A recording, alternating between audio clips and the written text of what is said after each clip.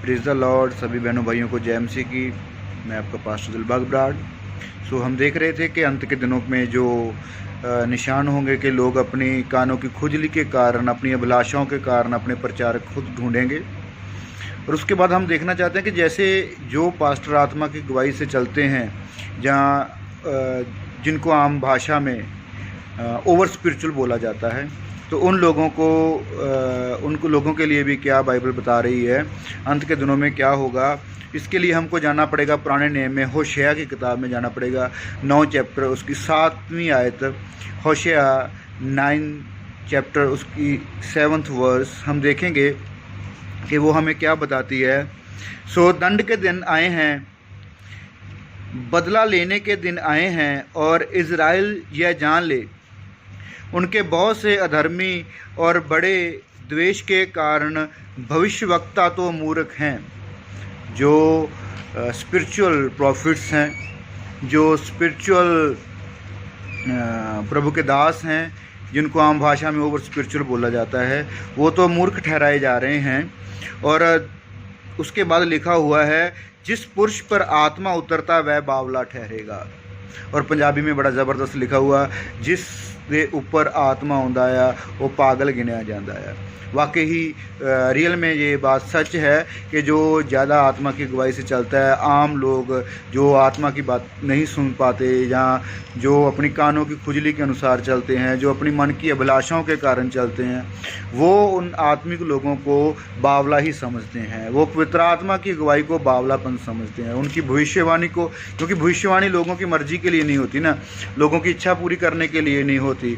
भविष्यवाणी इसलिए नहीं की जाती उनके द्वारा कि आपकी बीमारी जा रही है, आपके घर में बरकत आ रही है, आपके घर में ये हो रहा है, आपके परिवार में वो हो रहा है, ठीक है। वो आत्मा से वो छू कर गिराना, वो सब नहीं करते वो भविष्यवक्ता बताते हैं प्रभु यीशु मसीह के आने के बारे में, अंत के दिनों के बारे में, और आपकी आत्मिक उन्नति के बारे में बताते हैं। और आत्मिक उन्नति किसको चाहिए? कौन चाहता है कि 3 घंटे 4 घंटे बैठ के प्रार्थना की जाए? कौन चाहता है कि 2-2 दिन 3-3 दिन हम भूखे रहें, अपने शरीर को मारें और आत्मा को प्रबल करें, आत्मा को स्ट्रॉन्ग करें? शरीर को कोई नहीं मारना चाहता, और शरीर की अभिलाषाओं के अनुसार ही जाते हैं। जैसे बाबा के जहाँ जाते हैं, वैसे ही पास्टर प्रॉफिट्स के जहाँ जाते हैं, अपोस्टल के जगह जाते हैं कि जाएंगे वहाँ पर दुआ कराएंगे और बस हमारा काम हो गया, हमें कोई मेहनत नहीं करनी पड़ेगी। लेकिन बानी ऐसा नहीं बताती। बानी बताती है कि परमेश्वर यीशु मसीह अपनी कलीसिया को लेने, अपनी दुल्हन को लेने आ रहे हैं। हमें उसकी दुल्हन के रूप में तैयार होना चाहिए।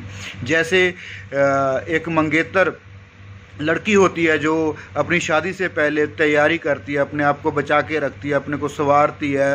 उस तैयारी की तरह ही हमें भी तैयार रहना चाहिए। जब हमारा दूल्हा आए तो हमें पवित्र पाए, हमारा दूल्हा आए हमें सही सलामत पाए, हमारा दूल्हा आए तो हमें सजी सवरी हुई पाए, और उस अच्छी दुल्हन की तरह, और वो खुश होकर हमको लेके जाए। ऐसा ना हो कि अंत के दिनों में हम उस दूसरी 5 कुंवारियों की तरह बाहर खड़े रह जाएं, वो जहाँ उन भविष्यवक्ताओं की तरह बाहर रह जाएं कि जिनके बारे में प्रभु ने कहा, मैं तुम्हें नहीं जानता, चाहे तुम क्या करते थे? मेरे नाम से भविष्यवाणी करते थे, चंगियाइयाँ देते थे, भूत निकालते थे, सब कुछ करते थे, लेकिन मैं तुम्हें नहीं जानता। क्यों?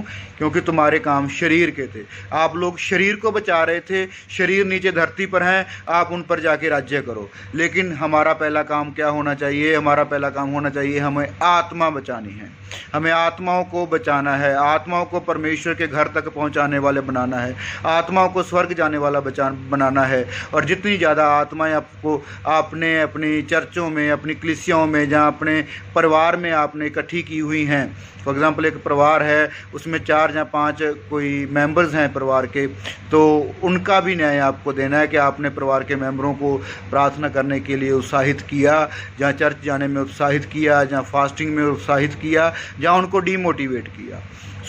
हर बंदे का उस न्याय का समय आने वाला है, और हमें वहाँ पर आत्माएं लेके जानी चाहिए, ताकि परमेश्वर उन सजी सवरी दुल्हन और उस जीती हुई आत्माओं की वजह से हमें जो बानी में प्रकाश की पोथी में लिखा हुआ है कि वहाँ पर हमारे लिए मुकुट रखा हुआ है, तो वो परमेश्वर खुशी से, प्यार से, चाव से हमें वो मुकुट दे और हम परमेश्वर के सामने उस फ्रंट वाली लाइन में खड़े रहें। वहाँ पर परमेश्वर के सामने हम हालेलुया, परमेश्वर की महिमा, पवित्र पवित्र परमेश्वर, परमेश्वर की स्तुति महिमा गाते रहें और हर्षो उल्लास के साथ।